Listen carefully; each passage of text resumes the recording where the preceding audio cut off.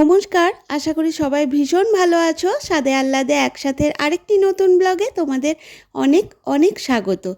এখন বাচ্চাদের চলছে সামার ভ্যাকেশন, বাবু বাড়িতেই আছে, তার কিছু ফায়দা তো তুলতে হবে নাকি। সেই জন্য আজকে ঠিক করেছি যে লিভিং রুমটা আরেকটু অন্যরকম করে সাজাবো, মানে এদিকার জিনিস ওদিক আর ওদিকার জিনিস এদিক, এই আর কি। এই জিনিসটা করতে শুধু আমি একা নয়, বাবুও ভীষণ ভালোবাসে, কারণ ঘরের লুকটা একটু অন্যরকম হয়।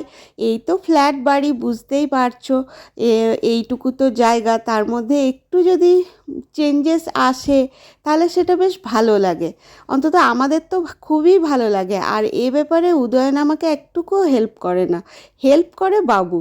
তো সেই জন্যেই বাবু আবার বিজি হয়ে যাবে, ওর আবার কোচিং ক্লাস স্টার্ট হয়ে যাবে কিছুদিন পর থেকেই। তাই জন্য ওকে বললাম যে বাবু, এই যে বড় বড় আসবাবগুলো আছে এগুলো একটু সরিয়ে দে, তুই জায়গায় করে দে। আর দেখো, ছোটোখাটো খুচরো জিনিসও আমার প্রচুর আছে, তো সেগুলো ঠিক করে সেট করে সাজিয়ে আমি রাখবো। আর এই জিনিসপত্রগুলো সরালে আরেকটা জিনিসও হয়, যে এর ভেতরে যে ময়লা জমে থাকে খুব, তো সেগুলো সরালে পুরো বাড়িটা একটু ভালো করে পরিষ্কারও হয়ে যায়। তো বাবু জিনিসগুলো সরিয়ে দিচ্ছে, আর এক একটা বড় আসবাব যখন সরাচ্ছে সেই জায়গাটা আমি ঝাড় দিয়ে একটু করে মুছে নিচ্ছি, ক্লিন করে নিচ্ছি, আর ও এক একটা আসবাব সেট করছে।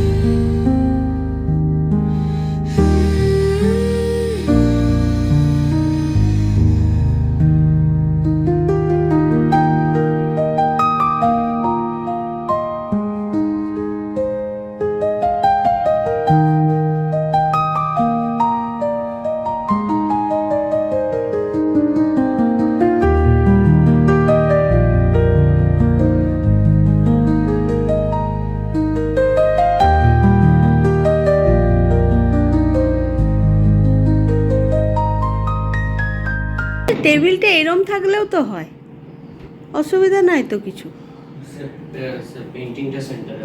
ও ঠিক আছে, এবারে এই সেন্টার টেবিলটাকে আনতে হবে এই সোফার এই মাঝে। এইরকম রাখি তুমি এই ক্যাবিনেটটা খুলতে পারবে। ও তো আমার রেগুলার প্রয়োজন পড়ে না, এখানটা কি অনেকটা স্পেস থাকছে, মাঝে করে দিলে স্পেসটা হবে না। হ্যাঁ ডাটা অ্যাক্সেস তো করতে হবে, তার জন্য তো একটু জায়গা রাখতে হবে। হ্যাঁ, ব্যাস ওইটুকুনি থাক। ওইটুকুনে কে ঢুকতে পারবে? শুধু আমি পারবো।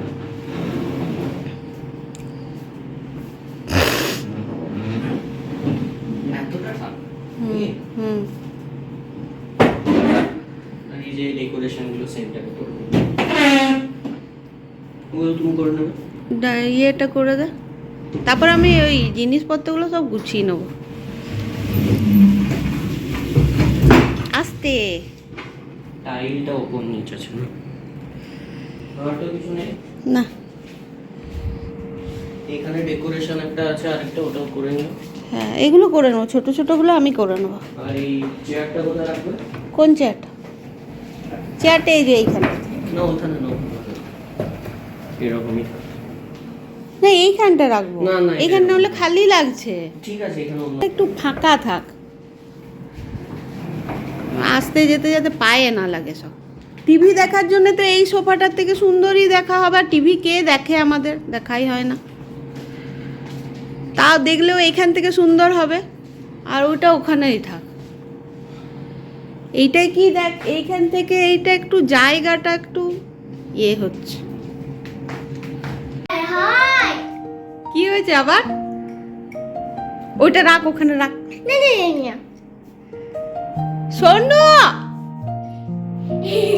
এদিকে শোন, এদিকে শোন, এ পুচকি শোন শোন, কি হয়েছে রে? আবার চেঞ্জ হয়ে গেছে? এটা ভালো হয়েছে? বাজে হয়েছে? সোনু চেঞ্জ করতে একদম পছন্দ করে না, না সোনু?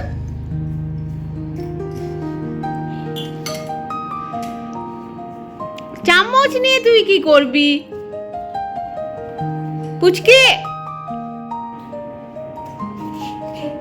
এরপরে এইগুলো সব আসবাব তো এদিক ওদিক হলো, এবারে এগুলো সব গুছিয়ে রাখবো।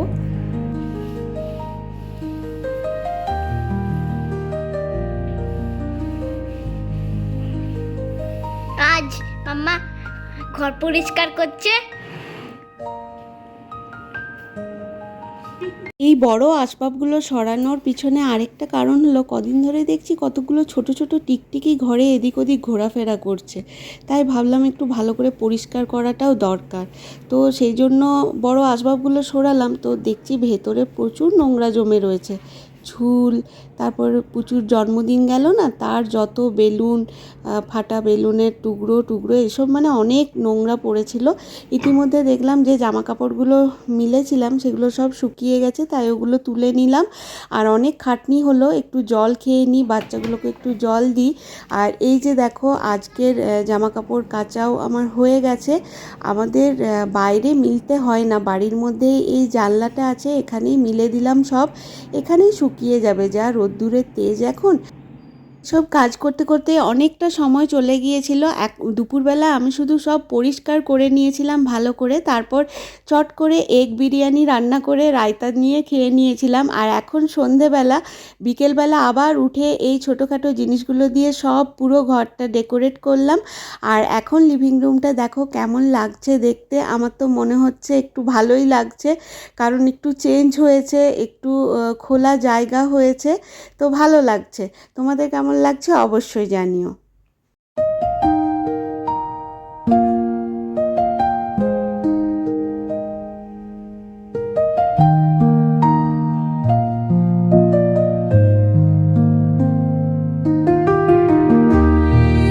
এখন উদয়ন অফিস থেকে ফিরে গেছে, আর ফেরার সময় কিছু কিছু সবজি নিয়ে এসেছে, তো এই সবজিগুলো সব বার করে রাখবো।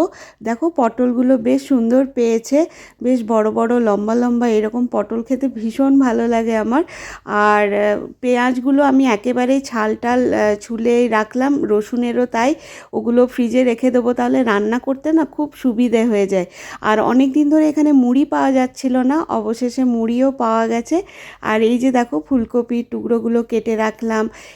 এরপরে এই শসা, নারকেল, পটল, টমেটো এইসব এনেছে, আর কিছু ফ্রুটসও এনেছে তার সাথে। তো চলো এইগুলোকে জায়গায় জায়গায় রেখে দিই, এগুলোও কিন্তু বেশ বড় কাজ, জায়গায় রাখা হয়ে গেলে তখন অনেকটা নিশ্চিন্ত।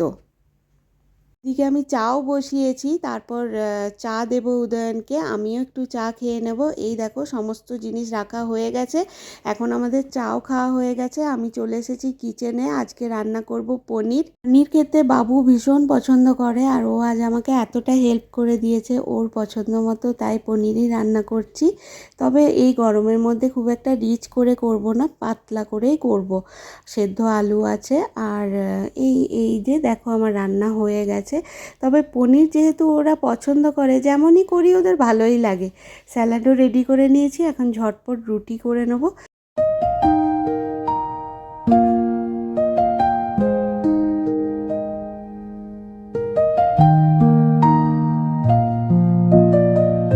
আজকে এ পর্যন্তই, কেমন লাগলো অবশ্যই জানিও, লাইক শেয়ার সাবস্ক্রাইব করো, বাই।